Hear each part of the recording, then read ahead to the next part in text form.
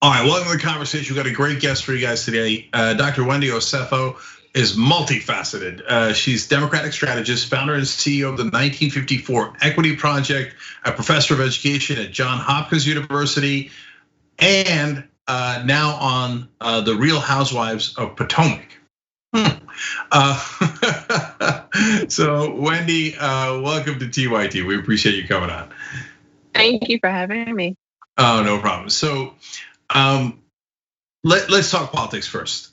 So you teach at Johns Hopkins, and you've obviously been part of a bunch of campaigns, et cetera. So just real quick, what's your take on this race? Are you less nervous now that Biden has about a 7-point lead nationally, or are you still pretty nervous about the possibility that Trump might win? I'm extremely nervous. If 2016 has taught us anything, there's so many people who have intentions on going to the poll, but they're not really indicated when we see those, poll numbers. I think that this election is going to be closer than a lot of people think. I don't think it's going to be a landslide. I think it's going to come down to the last couple of ballots here and there. And I don't think, if I could predict if I had a crystal ball, I don't think that this is something that we're going to find out the night of the election. I think it's going to take time, especially with all the absentee ballots. So I am extremely nervous. I hope that everyone knows how consequential this election is, not just for this year, but for years to come. And I am really hopeful that, the millennials are going to pull this out. And I have my fingers crossed. So we'll see. Yeah, so look, I'm a progressive, and a lot of progressives are stuck between a rock and a fascist. And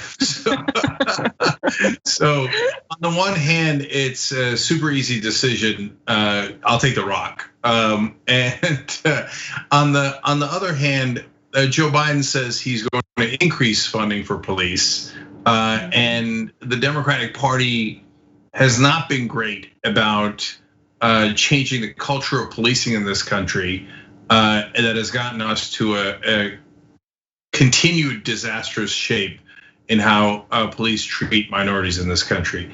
So we know what's going to happen with Trump. It's only going to get worse. He's going to incite more vigilante violence, et cetera. So that's obvious. What are your thoughts about how Biden might react? And are you concerned that under his leadership, Democratic Party might also continue to not do enough?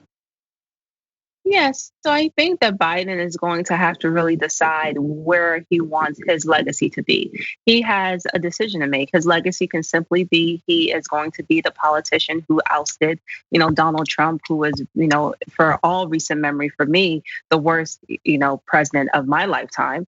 Or he can really try to implement policies that will effectuate change in the communities that need it the most. And, that includes brown and black communities and low income communities. So I think that what Biden has to do is he has to not pay lip service to individuals on the far left. He has to make sure that his agenda is very clear, because once he gets into office, if he does get into office, people are going to hold him to that. And we don't want someone that as soon as they come into office, we're saying, wait, that's not what you said. You basically, did a bait and switch on us. And so I think that Biden, we all know he is not far left. He is not of the AOC ideology. He's not of the Sanders ideology. So he has to be true to himself, and we have to hold him accountable to what he states he is going to do. And quite frankly, I do think he's going to increase funding for police, but I also think that he needs to counter that by making sure that police departments institute a very clear policy for policing when it comes to Black communities. If I was his advisor, that's what I would say to him. We don't expect you to be far left, but what you can do is counter increase funding by making sure that all of these police forces that have access to this funding has in place systems and policies that ensure that Black and brown people will not be policed like they are animals. That's what we need to make sure happens. Yeah, so I am probably someone that folks in Washington would consider far left. In reality, I think my positions are right smack dab in the middle of the country. But But and so I wish he would go farther, because if we don't change the culture of policing, Right.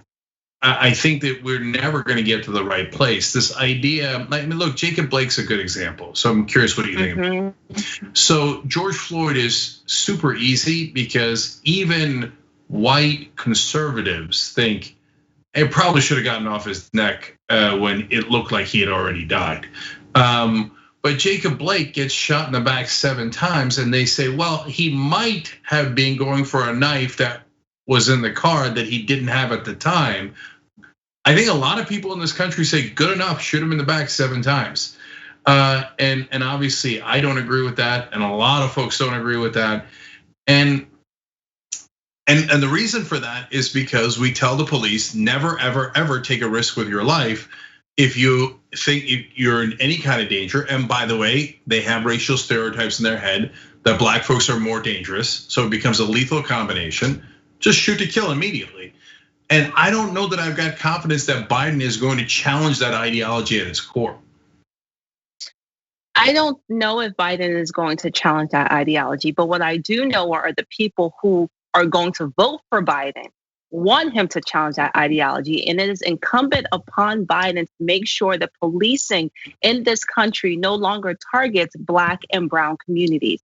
Whether we're looking at Jacob Blake, whether we're looking at Breonna Taylor, whether we're looking at Freddie Gray, there are individuals who do not have necessarily a clear-cut case to say, oh, this shouldn't have happened. But that doesn't mean that the police are still not wrong. That doesn't mean that the actions taken by the police are not rooted in systemic racism. That does not mean that these families have to bury their children simply because their children were killed by the mere fact that the color of their skin is Black.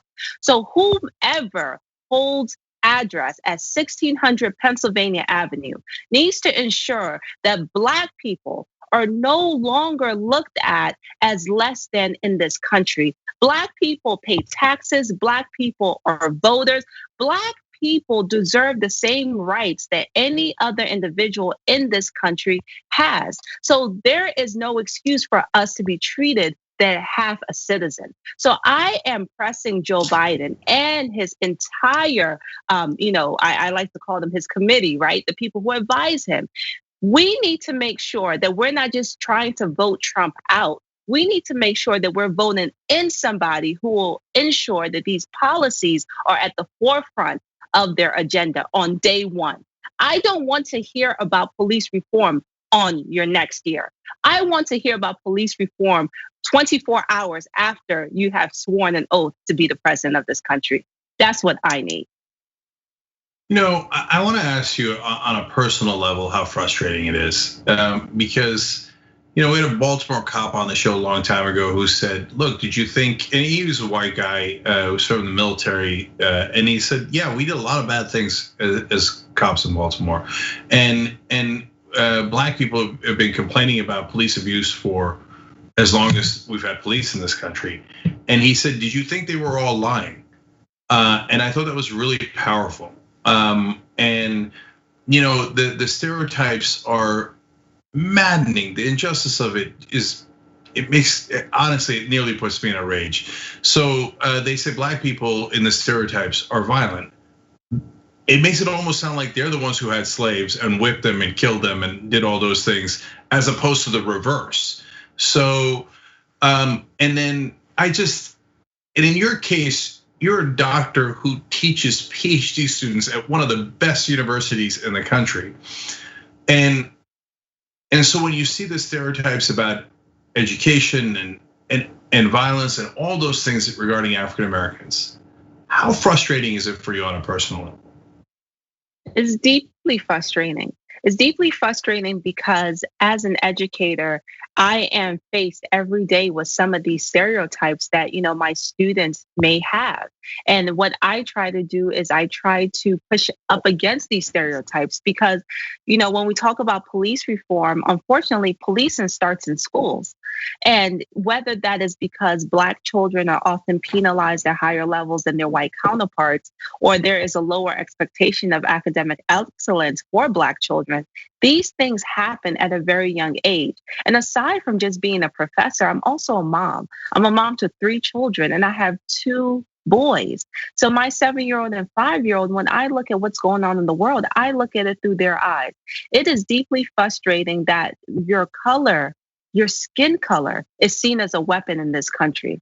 It's deeply frustrating that when I have to go to the emergency room because I have a family member there, instead of me worrying about the health of my family member, I am telling the nurses and the doctors how educated that family member is so they can treat them with the care that any other individual will get, whether or not they were educated. I want them to know that this is a member of society that is doing positive things. And so they're doing positive things. So please don't let them die. They're not a thug. That's frustrating. Being Black in America is frustrating. But I will tell you what, the fight for social justice is just beginning. I will continue to fight until I have no more fight in me. And outside of all these stereotypes, we know that we have to make it better for generations to come. And for me, that is my 7-year-old and my 5-year-old son, who all are depending on me. So we have to change this. Yeah, that's a powerful story because so I'm Turkish, my wife is Chinese. So, but when our kids go to a hospital, we don't, even though we're minorities, we don't have to convince the doctors that their life is worth saving. And so when I hear you say that, it breaks my heart. And I hope that it affects others enough to show some degree of solidarity so we can fix these problems. So thank you so much for coming on. And it's funny that I'm not used to someone so educated being on TV. so it's fascinating that you're on Real Housewives of Potomac. So maybe we'll talk about that next time too.